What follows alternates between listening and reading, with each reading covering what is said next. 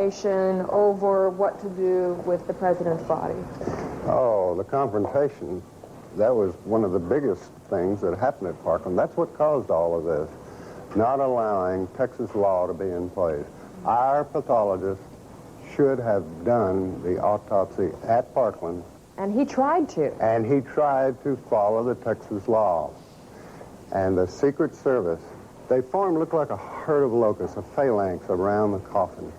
And Mrs. Kennedy was in the middle with her left hand on the casket. And they were then coming out into the hall. And all of a sudden, there, our forensic pathologist stopped them. Dr. Earl Rose said, "Halt. This man has to have an autopsy here in the state of Texas. It'll only take 45 minutes." And they would not hear of it. They wanted to get that body out of Dallas.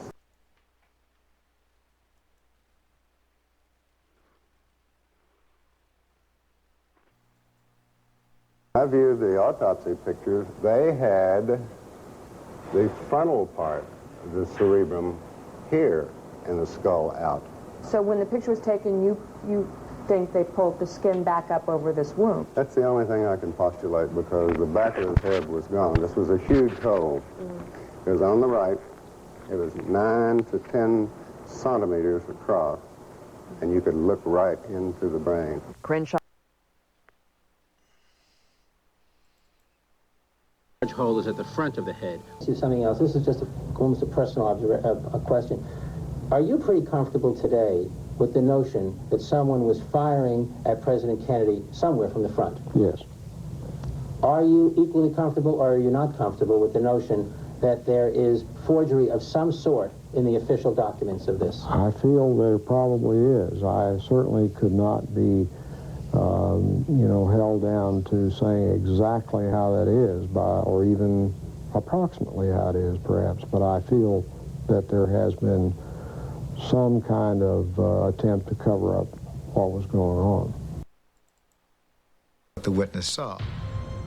Was there corroboration for a shot from the front? Dallas clothing manufacturer Abraham Zapruder filmed the motorcade as it drove down Elm Street. It was about halfway down there. I had a shot. And he slumped to the side like this. Then I had another shot or two. I couldn't say what it was, one or two. And I saw his head practically open up, all blood and everything. And I kept on shooting. 2 days after the assassination, Life magazine bought the infamous Zapruder film. Its moving images were not shown to the American public for 12 years. The most obvious thing you extract from the film is that the head moves backward, and that suggests a shot from the right front. It is unknown exactly what the film suggested to the members of the Warren Commission, since their report failed to even mention Kennedy's violent reaction to the headshot. That's right, folks. The Warren Commission never even mentioned the headshot. Think about that. It was the Zapruder film that caused the second major investigation because of the Zapruder film. Because of that headshot. And the Warren Commission never even commented on it. Just pathetic. And Abraham Zapruder, that's what he told the Warren Commission. He saw the president hit on the right side of the head. He thought perhaps the shots came from behind you.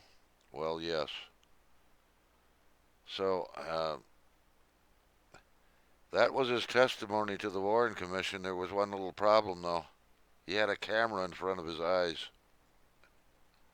Let's continue.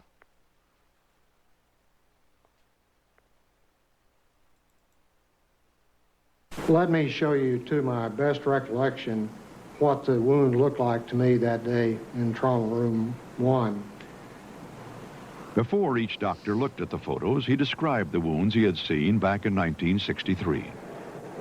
I could see the president's head wound quite well, and I was probably looking into a wound that was on the lateral or the side part of the head and the back part of the head. It would be this portion of the head right here. As I remember, it's like this, that there was a big wound, big deficit in his skull and the temporal parietal area.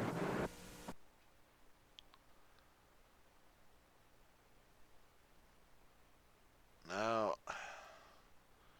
here's what the Warren Commission in their autopsy, they claim the autopsy showed.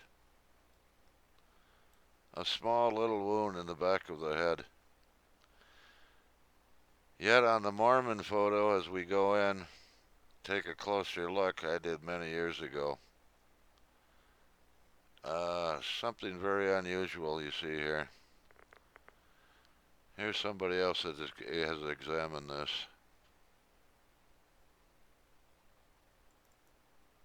Inconsistencies within, and the pristine Mary Mormon photograph allowed me to go in and actually measure the wound optically without image processing.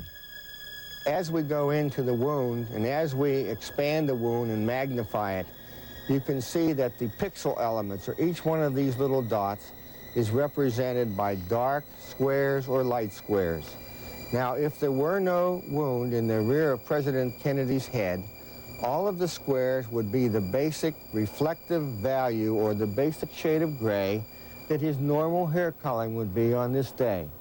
Every time, in my years of experience with this, when there is a concave or convex area that is a deformation of the overall image, there is absolutely no question that the case is, as it goes darker under this situation, that this is going from an area on the top of President Kennedy's head down into an extremely deep hole, because the entrance wound that supported this exit wound was fired from the right frontal area of President Kennedy, and it exited through the rear.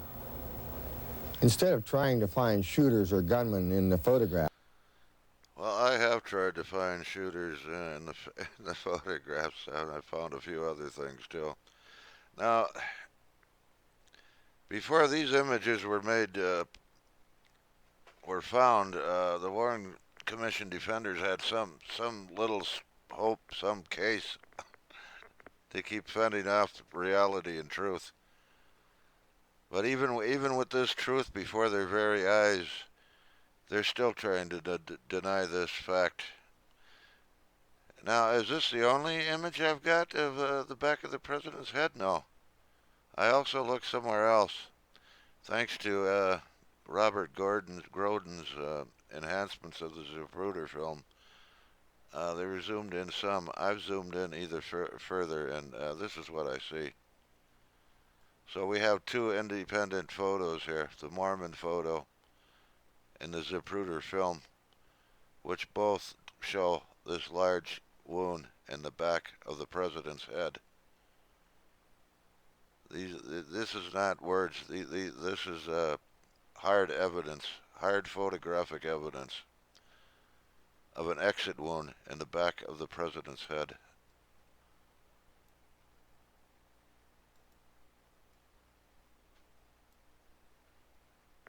Now they can deny that. They could deny anything.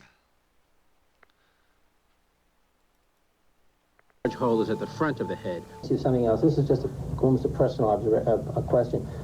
Are you pretty comfortable today with the notion that someone was firing at President Kennedy somewhere from the front? Yes.